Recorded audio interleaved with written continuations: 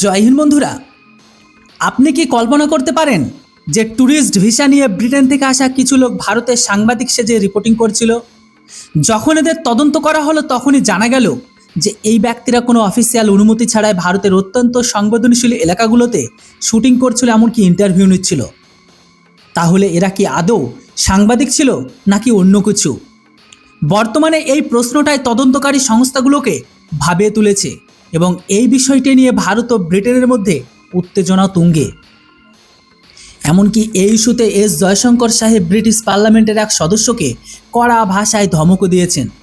আজ আমরা সেই ঘটনা নিয়ে কথা বলবো, যেখানে ব্রিটেনের কিছু নাগরিক ভারতে এসে ভিসা নিয়ম লঙ্ঘন করে অবৈধ সাংবাদিকতায় লিপ্ত ছিল, যার ফলে ভারত সরকারকে এই ব্রিটিশ নাগরিকদের বিরুদ্ধে কঠোর থেকে কঠোরতম ব্যবস্থা নিতে হয়েছে। তো কি হয়েছিল আসল নিয়ম, পুরো ঘটনাটাই বা কী, আর কেনই বা তাদের দেশ ছাড়ার নির্দেশ দেওয়া হলো, চলুন বিস্তারিত বুঝে নেওয়া যাক। তাই ভিডিওটিকে শেষ পর্যন্ত দেখুন। আপনারা সবাই জানেন যে ভারতের ভিসার নিয়ম অনুযায়ী কোনো বিদেশি নাগরিক যদি দেশে সাংবাদিকতা, ডকুমেন্টারি শ্যুট বা যে কোনো ধরনের মিডিয়া অ্যাক্টিভিটি করতে চান, তবে তার জন্য জার্নালিস্ট ভিসা বা বিশেষ অনুমতি নেওয়া বাধ্যতামূলক। কিন্তু সাম্প্রতিক সময়ে মিডিয়া রিপোর্ট অনুযায়ী প্রায় 5 জন ব্রিটিশ নাগরিক ট্যুরিস্ট ভিসার আড়ালে ভারতে আসেন। তারা ভারতের বিভিন্ন সংবেদনশীল সামাজিক ও রাজনৈতিক বিষয়ে ভিডিও শ্যুট করেন, পরবর্তীকালে স্থানীয় মানুষের ইন্টারভিউ নেন, আর কিছু ক্ষেত্রে ডকুমেন্টারি তৈরির চেষ্টা করেন। আর এটাই ছিল বা সবটাই চলছিল কোনো সরকারি অনুমতি ছাড়া। তদন্তকারী সংস্থাগুলোর মতে এই কাজ ভিসা নিয়মের সরাসরি লঙ্ঘন। ভারত সরকারের নিয়ম স্পষ্ট যে ট্যুরিস্ট ভিসায় কোনো ধরনের প্রফেশনাল মিডিয়া বা সাংবাদিকতা করা কঠোরভাবে নিষিদ্ধ। কেউ হুট করে এসে রোহিঙ্গা মুসলিম বা কাশ্মীরে গিয়ে বা যা খুশি সাংবাদিকতা করবে, ভারত এটা কখনোই বরদাস্ত করবে না। আশ্চর্যের বিষয় হলো, ভারতে ধরা পড়া এই লোকগুলো বিবিসির হয়ে কাজ করছিল। যদিও এরা বিবিসির অফিসিয়াল সাংবাদিক ছিল না, বরং এদের ভাড়া নেওয়া হয়েছিল যাতে কারোর সন্দেহ না হয়। আপনারা জানেন যে বিবিসি ভারতকে সমালোচনা করতে কতটা পটু, তাই তাদের ভারতে ডকুমেন্টারি করার অনুমতি নেই। গ্রেপ্তারের পর সংস্থাগুলো তাদের জিজ্ঞাসাবাদ করে, নথিপত্র যাচাই বাছাই করা হয়, শেষ পর্যন্ত তাদের দেশ ছাড়ার আদেশই দেওয়া হয়েছে। এই খবর যখন যুক্তরাজ্যে গিয়ে পৌঁছালো, তখন ব্রিটিশ পার্লামেন্টের সদস্য কেট উইলসলেট ক্ষোভ ফেটে পড়েন আর একটি বিতর্কিত বয়ান দেন।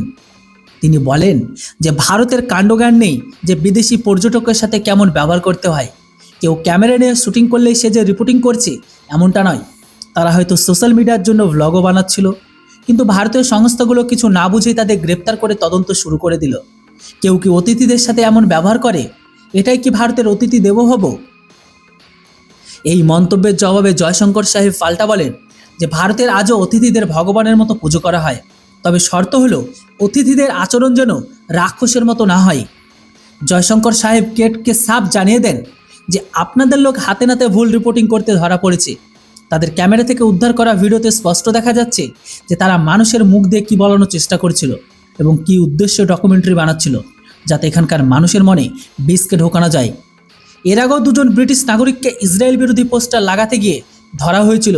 ভাগ্য ভালো যে আমরা আপনাদের লোকগুলোকে শুধু ডিপোর্ট করছি, অন্য দেশ হলে এদের জীবিতই ছাড়তো না।